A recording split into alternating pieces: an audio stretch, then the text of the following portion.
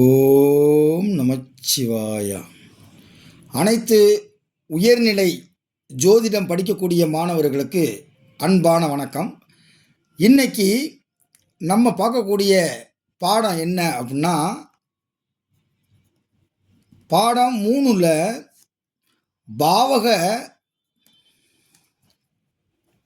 சக்கரத்தின் முக்கியத்துவம்.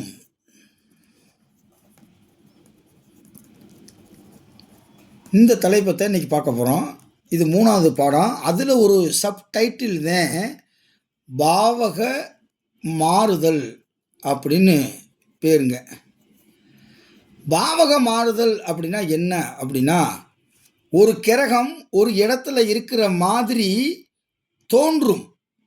இப்போ ஜாதகத்தை பார்த்த உடனே ராசி கட்டம், நவாம்ச கட்டம் 2 கட்டம் இருக்கும். அந்த 2 கட்டத்துக்கு கீழே பாவகம் மாறுதல் பெற்ற கிரகம் அப்படின்னு போட்டு குரு 7 எத்தனை இடத்துல இருக்கோ அந்த இடத்துல சொல்லுவாங்க. அதுதான் பாவக மாறுதல். ஒரு ஜாதகத்தில் பாவக மாறுதல் பெற்ற கிரகம் யோகத்தை தரும் அல்லது அவயோகத்தை தரும். ஜாதகம் பார்க்குறப்ப ரொம்ப கவனமாக இதை பாவகம் மாறுதல் பெற்ற கிரகத்தை கையாள வேண்டும். அப்படி கையாண்டால் தான் நீங்கள் சொல்லக்கூடிய பலன் அது பலிக்கும். இந்த பாவக மாறுதல் பெற்ற கிரகத்தை நீங்கள் சிந்தனையே செலுத்தலை, ஆகா ஓஹோ உங்களுக்கு ஆட்சி பற்றி இருக்கிறது, அந்த திசை வரப்போகிறது, மிகப்பெரிய யோகம் அப்படின்லாம் சொன்னீங்கன்னா அது ஃபெயிலியராக போயிடும். வாங்க இதை பற்றி நம்ம விரிவாக தெளிவாக இப்போ நம்ம பார்ப்போம். ஒரு கிரகம் ஆட்சி பெற்றதைப் போல காட்சி அளிக்கும். ஆனால் அது பாவக மாறுதலில்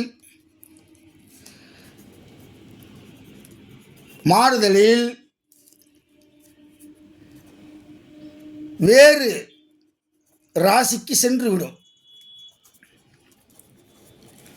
ஒரு இடத்தில் ஒரு கிரகம் நிற்கிறது, அது திசாபுத்தி காலங்களில் முழுமையான பலனை தரும்.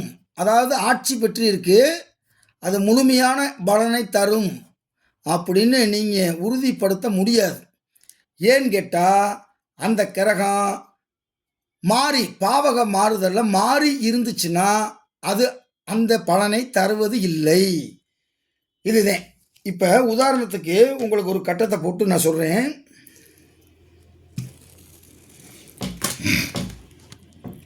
இப்போ உதாரணத்துக்கு ஒரு கட்டத்தை போடுவோம். இங்கே கடகம், இந்த கடகத்தில் சந்திரன் இருக்கிறார். லக்கணத்தில் சந்திரன் இருந்தால் சிறப்பு. இங்கே லக்கணாதிபதி ஆட்சி பெற்றால் பேர், புகழ், அந்தஸ்து, நீடித்த ஆயுள் இது போன்ற நன்மைகளெல்லாம் உண்டாகும். ஆனால் இந்த சந்திரன் பாவக மாறுதலில் மாறிடுச்சு அப்படின்னா இந்த சந்திரன் இங்கே இருந்து இங்கே போயிடும். அதாவது 1 2 3 4 உங்கள் புரிதலுக்காக போடுறேன், 6 7 8 9 10 11 12. அப்போ சந்திரன் மாறிடுச்சு அப்படின்னா அந்த சந்திரன் எங்கே போயிடும்? இங்கே போயிடும். ரெண்டாவது, இந்த சந்திரனை, ஏன்னா இந்த சந்திரன் கிளாக் வைஸாக தான் வரும், இப்படித்தான் வரும் கிளாக் வைஸ். ராகு கேது தான் இப்படி வரும், ஆண்டி கிளாக். ஓகேவா? அப்போ இங்கே சந்திரன் இருக்குன்னா இதுக்கு முன்னாடி இந்த சந்திரன் எங்கே இருந்துச்சு? இங்கே இருந்துச்சு.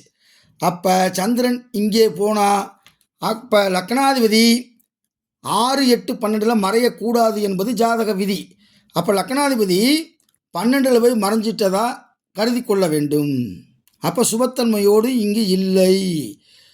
அப்போ இப்போ பாருங்கள், ஒரு ராசி கட்டத்தில் 30 டிகிரி, இது தெரியுமில்ல உங்களுக்கு? அதாவது மொத்தம் 360 டிகிரி. அதை 12 வகுத்துட்டாங்க. அப்போ 12 வகுத்துட்டோம்னா ஒரு ராசி கட்டத்தில் 30 டிகிரி. அப்போ இந்த சந்திரனை நீங்கள் பார்க்கணும். சந்திரன் எப்படி பார்க்கணும் அப்படின்னா, சந்திரன் வாங்கின டிகிரி என்னன்னு பார்க்கணும். அப்போ சந்திரன் வந்து வெறும் 2 டிகிரி தான் வாங்கியிருக்காரு. 14 கலை 13 மினிட்ஸ் அப்படின்னு வச்சுக்கோங்க. இப்போ மீதி எங்கே இருக்குது? 30ல் 28 டிகிரி இங்கே இருக்குது.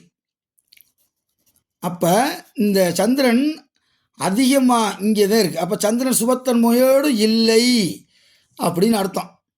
இதே சந்திரன் இங்கே 28 டிகிரி 13 கலை 28 டிகிரி 13 மினிட்ஸ் வந்துருச்சு அப்படின்னா மீதி இங்கே 2% தான் இங்கே இருக்குன்னு அர்த்தம். அப்போ இதையும் வச்சு நம்ம வலிமையை பார்க்கணும். பாவக மாறுதலில் ஒரு கிரகம் மாறிடுச்சு அப்படின்னா அது மிகப்பெரிய யோகமாகவும் வரும் அல்லது மிகப்பெரிய தோஷமாகவும் வரும். ஓகேவா? இன்னும் 2-3 எடுத்துக்காட்டு உங்களுக்கு சொன்னாத்தேன் சில விஷயங்கள் உங்களுக்கு புரியும். பாருங்கள், அடுத்து இன்னொரு கட்டம் போடுறேன். இப்போ நம்ம விருச்சிக லக்கணமாக வச்சுக்கிடுவோம். விருச்சிக லக்கணத்துக்கு என்ன பண்ணுவோம்? குருவை தூக்கி இங்கே போடுவோம். இப்போ குரு 9ல் குரு 1 2 3 4 5 6 7 8 9 10 11 12ன்னு வச்சுக்கோங்க.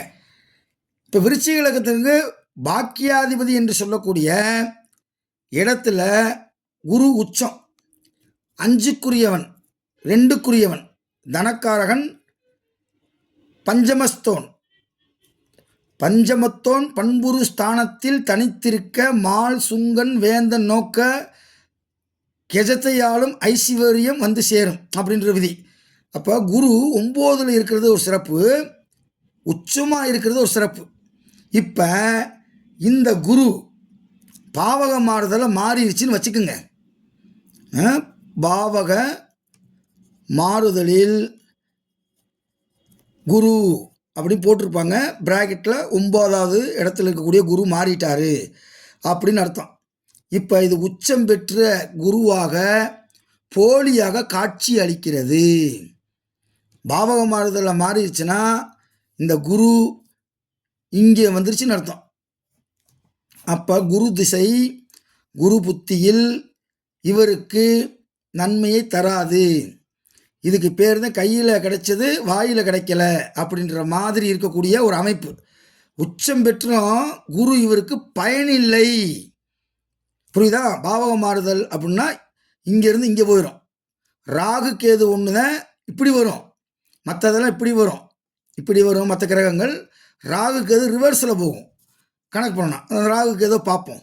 இப்போ பார்த்தீங்களா, உச்சம் பெற்ற கிரகம் இங்கே குரு பாவக மாறுதல் பெற்று வீழ்ச்சியை சந்தித்து விட்டது.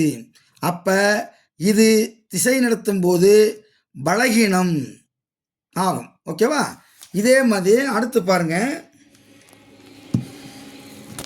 இதே குருவை நம்ம எடுத்துக்கிடுவோம், மீன இலக்கணமாக கூட எடுத்துக்கிடுவோம். ஓகேவா?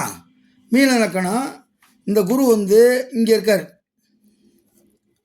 இங்கே இருந்த 11வது இடம் 1 2 3 4 5 6 7 8 9 10 11 12. இப்போ லக்கணாதிபதி குரு 11ல் இருக்கார். இவர் பாவக மாறுதலில் மாறிட்டார்னு வச்சுக்கிடுவோம். 11ல் இருக்கக்கூடிய குரு பாவக மாறுதலில் மாறிட்டா எங்கே வருவார்? 10க்கு வருவார். 10ல் குரு இருந்தால் மிகச்சிறந்த ஒரு யோகம். 10ல் குரு இருந்தால் ஆட்சி. இதுக்கு பேர் ஹம்ச யோகம்னு பேருங்க. பாருங்க, இதை நம்ம மேலோட்டமாக பார்த்தோம்னா குரு உங்களுக்கு நீசமாக போச்சு. குரு நீசம்னா 0 டிகிரிக்குள்ளே இருந்தாதே நீசம். அப்போ நீங்கள் வந்து 2 டிகிரினே வச்சுக்கோங்க. இது வந்து நீசம்னே வச்சுக்கிடுவோம். குரு உண்மையில் நீசமாக தான் இருக்குது. அப்போ 11ஆம் இடத்துல குரு இருந்தால் லாபத்தை தரணும். இப்போ பாவக மாறுதல் மாறிடுச்சு. அப்போ இங்கே மைனஸாக இருக்கக்கூடியது ப்ளஸ்ஸாக மாறிடுச்சு. 10ஆம் இடத்தில் குரு இருந்தால் ஹம்சயோகம். ஹம்சயோகம்னா என்ன சார் அப்படின்னா ஆட்சி, அதிகாரம், செல்வம், செல்வாக்கு, செல்வாக்கு, அப்புறம் சொல்வாக்கு. இந்த மாதிரி பல வாக்கு வரும். நல்ல வாழக்கூடிய ஒரு வாழ்க்கை வந்து அமைஞ்சு விடும் அப்படின்னு பேர். 10ஆம் இடத்துல இருந்தால் அதுக்கு பேர் மகா புருஷ யோகம் அப்படின்னு ஒரு பேர் ஒன்று உண்டு. மகா புருஷ யோகம், குரு 10ல் ஆட்சி பெற்ற மகா புருஷ யோகம்.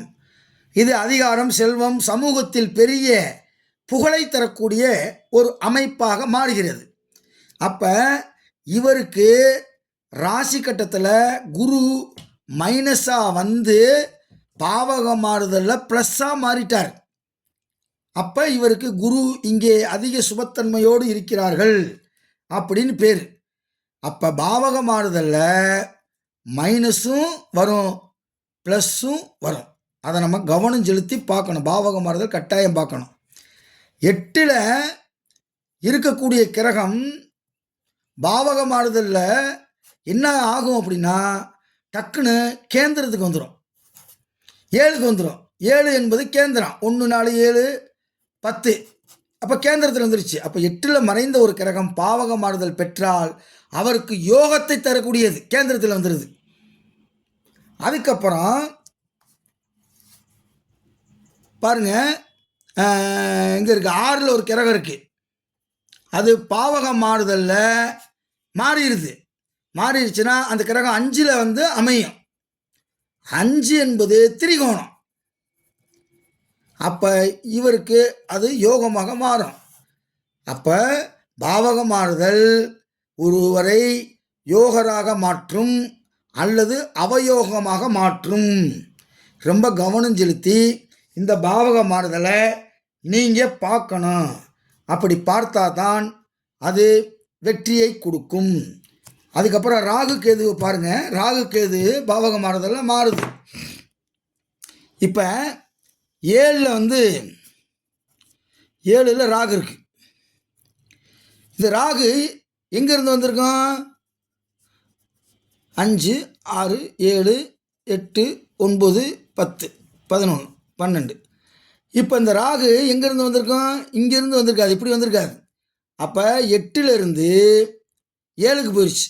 இப்போ பாவக மாறுதலில் மாறுது அப்படின்னா இந்த ராகு 8ல் இருப்பதாக நீங்கள் நினைத்து கொள்ள வேண்டும். பாவக மாறுதலில் பெற்ற கிரகம் ஒரு போலி தோற்றத்தில் இருக்கும். அது போலியா உண்மையா அப்படின்றத டிகிரியை வைத்து நீங்கள் பார்க்கணும். பாவக மாறுதலில் கவனம் செலுத்தணும். அப்படி செலுத்தினீங்கன்னா நிச்சயம் நீங்கள் சொல்லக்கூடிய பதில் அது வெல்லக்கூடிய பதிலாக இருக்கும். வெல்லக்கூடிய பதிலாக இருக்கும். இதில் மாற்று கருத்து இல்லை. அப்போ பலன் சொல்லும்போது இதெல்லாம் நீங்கள் பார்த்து கவனமாக பண்ணணும். ஓகேவா? நம்ம வந்து இப்போ அடிப்படை வகுப்பு ஜோதிட வகுப்பு ஆன்லைனில் நடத்திக்கிட்டு இருக்கோம். அதுக்கடுத்து உயர்நிலை ஜோதிட வகுப்பு ஆன்லைனில் நடத்திக்கிட்டு இருக்கோம். அதுக்கப்புறம் 100 கேள்விகளுக்கு எப்படி விடை காண்பது அப்படின்ற ஒரு சிறப்பு வகுப்பும் நம்ம நடத்திக்கிட்டு இருக்கோம். விருப்பமானவங்க எல்லா பேருமே நீங்கள் ஜோதிடத்தை முறையாக படிங்க. ஒரு 15 வீடியோவை பார்த்தோம், 20 வீடியோவை பார்த்தோம் அப்படின்னா அந்த வீடியோலாம் பூரா ஆதாரமற்ற ஒரு விஷயமாக நிறைய இருக்குது. எல்லாத்துலேயுமே போலியும் இருக்கும், ஒரிஜினலும் இருக்கும். அப்போ எது போலி எது ஒரிஜினல் அப்படின்றத நீங்கள் கண்டுபிடிச்சி படிங்க. நிச்சயம் ஜோதிடத்தில் மிகப்பெரிய வெற்றி அடையலாம். ஜோதிடம் என்பது மூட நம்பிக்கை இல்லை, அது அறிவியல். அதாவது சட்டத்துக்கு தேவை எவிடன்ஸ், கட்டத்துக்கும் தேவை எவிடன்ஸ். அந்த கட்டம் தான் இது. மூல நூல் ஆதாரத்துடன் உங்களுக்கு இந்த ஆன்லைன் கிளாஸஸ் கண்டக்ட் பண்ணிக்கிட்டு இருக்கோம். விருப்பமான நபர்கள் இந்த நம்பருக்கு ஃபோன் பண்ணி மேற்கொண்டு எல்லா விஷயத்தையும் நீங்கள் கேட்டு தெளிவடைந்து கொள்ளும்படி அன்புடன் கேட்டுக்கொண்டு விடைபெறுகிறேன். நன்றி, வணக்கம். ஓம் நமச்சிவாய.